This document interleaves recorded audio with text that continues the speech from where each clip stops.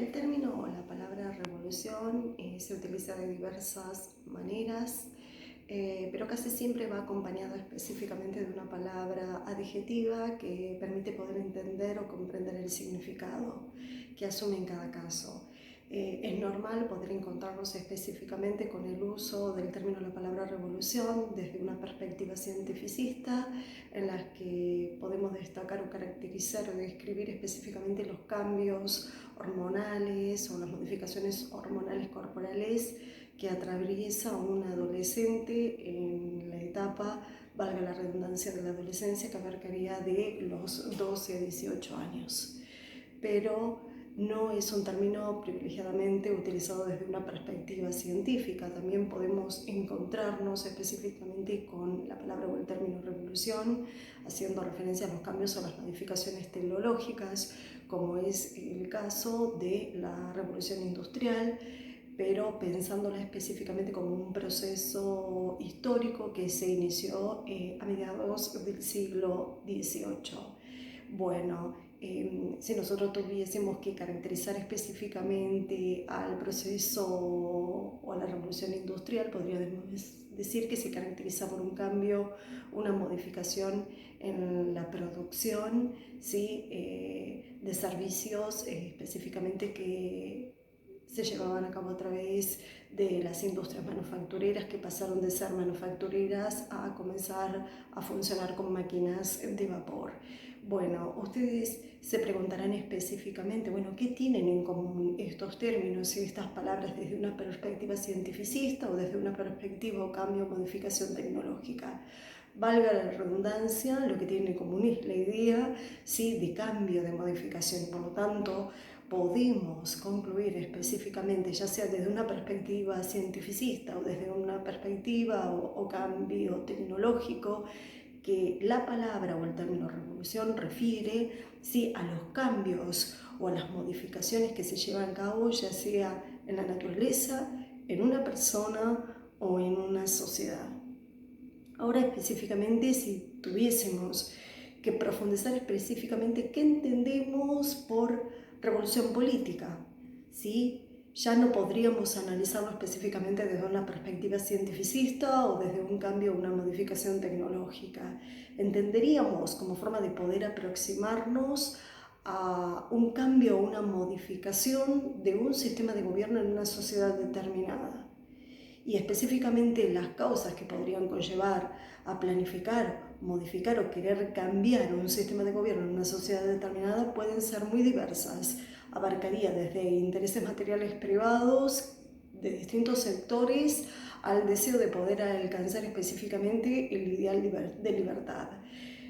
Según un estudioso en la materia, es decir, una eminencia filosófica griega como es Aristóteles, en su Tratado de Política, llegó a la conclusión y enunció específicamente que la causa principal que se da en todos los procesos revolucionarios no es otra que las desigualdades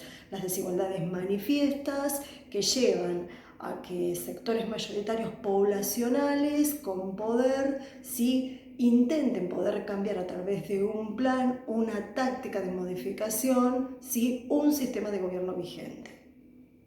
Bueno, podríamos decir específicamente frente a lo que tiene que ver con estos cambios, estas modificaciones, estas revoluciones políticas, podríamos pensarlo en la etapa de la colonización de América, ¿sí?, que conllevó de alguna manera tener claro o establecido específicamente los diferentes virreinatos que se dieron a lo largo de la historia mundial, que comenzó específicamente el virreinato en Granada, que continuó con el virreinato de España, que continuó con el virreinato de Perú, hasta llegar al virreinato del Río de la Plata, ¿sí? Específicamente, y bueno, cómo estas formas o estos virreinatos comienzan de alguna manera, ¿sí?, a ciertos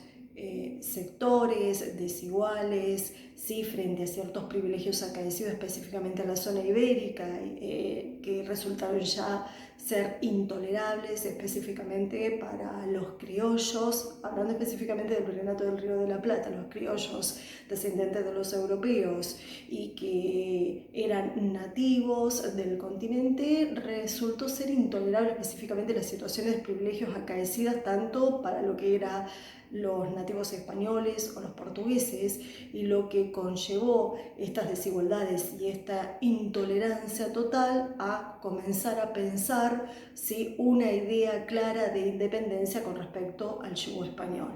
Es así como pasamos de un proceso revolucionario, ¿sí?, en la política, para centrarnos específicamente en el virreinato del Río de la Plata para profundizarla. Es decir, el proceso revolucionario, modificación de un sistema de gobierno en una sociedad determinada, se dio o se inició a partir de lo que es la Revolución de Mayo de 1810, ¿sí?, y que culminó específicamente con la Declaración de la Independencia en el año 1816.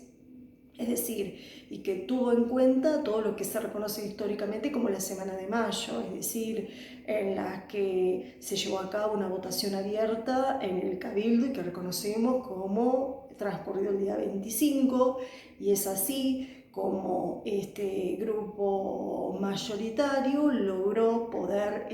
sacar de su cargo al virrey Cisnero, ¿sí?, y reemplazarlo específicamente por la primera junta de gobierno, que hasta ese momento sí todavía respetaba específicamente el ideario o la ideología de Fernando VII, y que por supuesto se reconoció específicamente como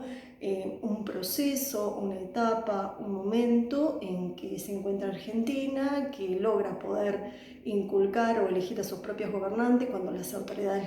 legítimas vigentes no están presentes, pero que todavía sí no constituye un gobierno independiente, y se lo reconoce específicamente esta etapa como la etapa de la máscara de Fernando VII. Bueno,